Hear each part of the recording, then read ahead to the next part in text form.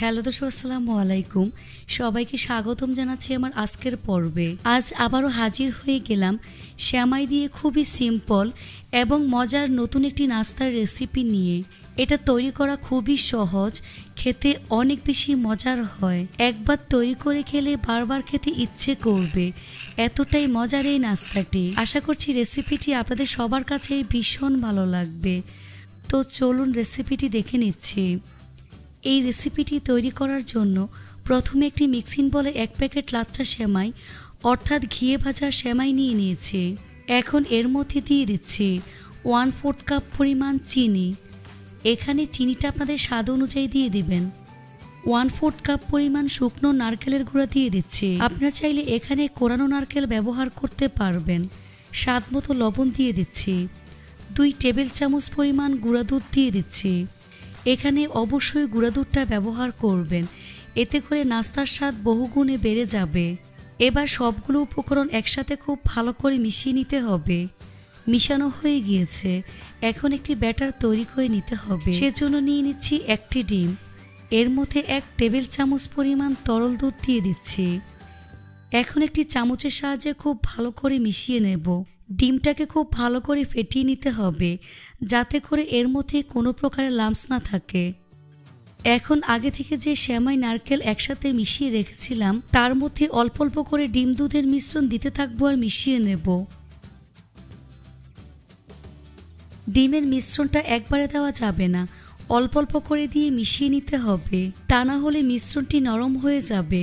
তাই অল্প অল্প করে মিশিয়ে নিতে হবে।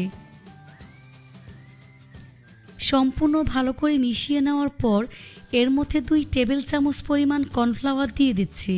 হাতের কাছে কর্নফ্লাওয়ার না থাকলে আপনারা চাইলে চাউলের গুঁড়া ব্যবহার করতে পারবেন, তবে কর্নফ্লাওয়ারটা দিলে নাস্তাটা দ্রুত সিদ্ধ হয়ে যাবে, এতে করে নাস্তাটি ভেঙে যাবে না।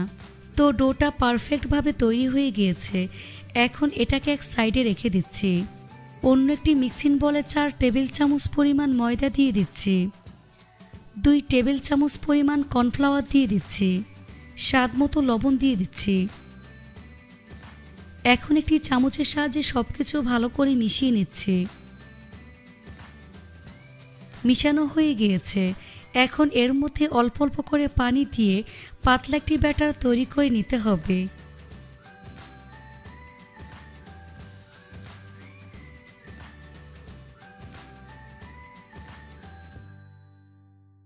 দেখুন ব্যাটারটির ঘনত্ব ঠিক এরকম হবে। খেয়াল রাখতে হবে ময়দা যেন দলা পেকে না যায়। এখন আগে থেকে যে ডোটা তৈরি করে রেখেছিলাম তার থেকে অনেকটা ডো এভাবে নিয়ে হাতের তালুর সাহায্যে এভাবে ফিঙ্গারে শেপ দিয়ে দিচ্ছি, যাতে করে সব সাইড সমান থাকে।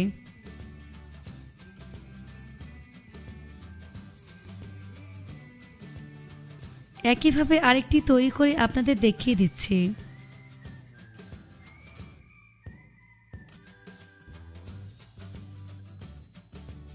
এভাবে আমি সবগুলো নাস্তা তৈরি করে নিয়েছি।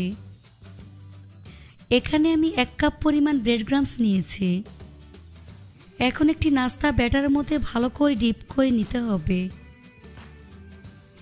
তারপর সরাসরি এটাকে ব্রেড ক্রাম্বসের মধ্যে গড়িয়ে নেব। সব সাইড থেকে ভালো করে কোট করে নিতে হবে। আমি নাস্তাটি একবার কোট করে নিয়েছি, আপনারা চাইলে ডাবল কোট করে নিতে পারবেন, এতে করে নাস্তাটা অনেক বেশি ক্রিস্পি হবে। একইভাবে আমি আরেকটি তৈরি করে আপনাদের দেখিয়ে দিচ্ছি।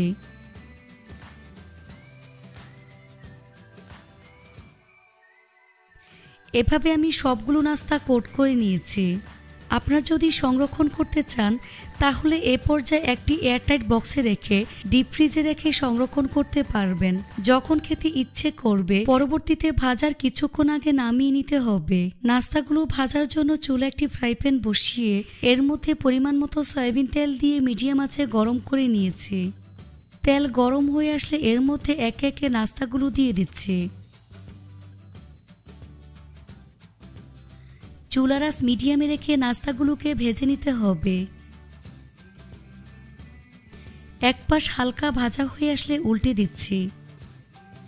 এভাবে কিছুক্ষণ পর পর উল্টে পাল্টে নাস্তাগুলোকে গোল্ডেন ব্রাউন কালার এবং ক্রিস্পি করে ভেজে নিতে হবে। নাস্তাগুলো ভাজা হয়ে গিয়েছে।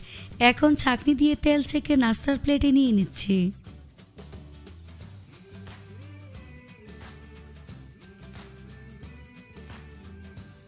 দেখুন মাশাআল্লাহ, দেখতে কতটা সুন্দর ও কতটা লোভনীয় হয়েছে। খেতে কিন্তু অনেক বেশি মজার হয়েছে। দেখুন নাস্তাটি কতটা ক্রিস্পি হয়েছে।